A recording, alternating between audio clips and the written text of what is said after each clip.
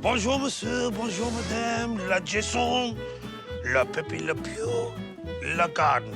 OK, so I don't know that much about the French language, but I do know a little bit about their gardens, and what I'm looking at here doesn't scream France. Well, we're going to give it a new lease of life with some French influences. Earlier in the show, Graham showed us a beautiful French-style garden in Victoria with stunning parterre hedges and topiary. Now, the garden here isn't on the same scale, but I'm going to use some of the same ideas as my inspiration. So our plan here is to give this garden some uniformity, with hedges, a couple of feature trees on each side of the path, topiary and some annual flower colour. Have a look at this. Maybe this garden is a little bit more French than I expected. So symmetry is really important in a French garden, but ours is lopsided. So how do you pick the centre? Well, you do a drive-by. So I've done my drive-by, and what I've noticed is if I line it up with the front door, the windows are roughly equal distances apart there, and just forget about this fence. When you drive past, it makes sense. OK, now we've worked out our symmetry. I'm digging out the lawn for our 2 feature trees, and I'm using linkage to separate the lawn from the garden beds. You know that saying, less is more? Well, I'm going to apply it to these footings and the piers that come out of the stairs. I was scraping them back so that I could give an undercoat and then a paint. But when I've scraped it back, I've actually liked what I found. It's a bit of a story. It's a timeline of how old the house is, and it reminds me of old French quarters where the buildings are showing their age. So I'm not going to touch them. What I am going to paint are the little brick edges on the side of the path. This isn't rendering and it isn't bagging, it's just filling in the cracks and all the big divots, so when we paint it, it looks a lot more uniform.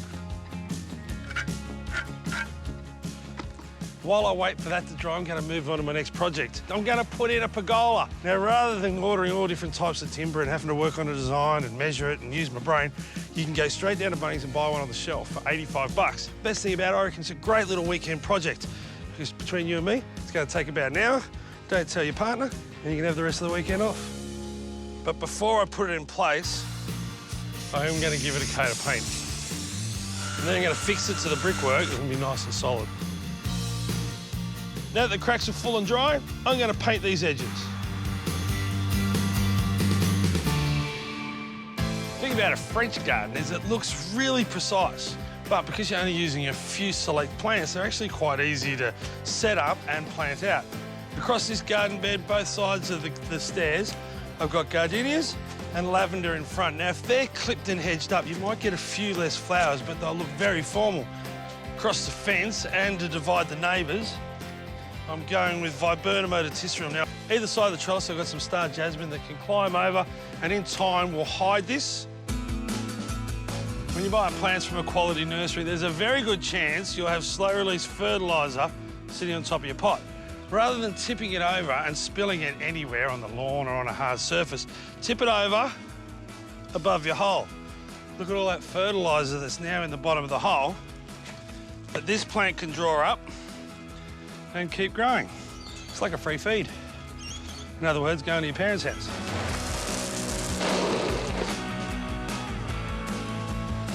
The garden's looking good, but it's not looking great yet because it's lacking the pièce de résistance, which is French for something a little bit special. Hey, Matt. Hey, mate. Got a new? Let's have a look. Ooh la la. That's French as well. All right, let's get them out.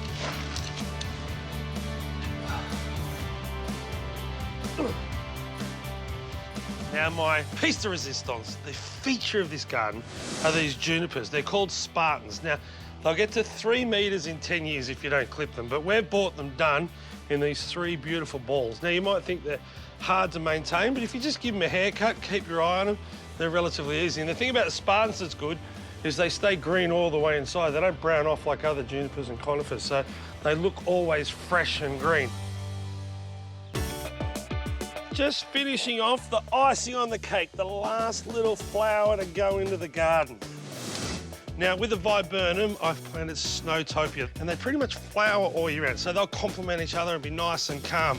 Across the back, I've got New Guinea Impatiens. Now, I like them because on a hot day, they go like this.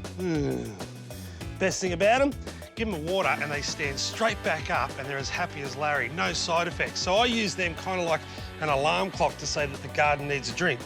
Across the front, we've got Snapdragons, a classic little annual. And we've got Cineraria around our feature plantings in the front of the lawn. Well, this little La Jardin garden is beautiful now. You've got that touch of France. Same on both sides. I love the punch of colour and these plants that are really going to be a draw card and a talking point. So this is what something in France looks like. But what do things in France taste like? Well, you can't go past the croissant. I like mine with Vegemite, but good girl, Jen.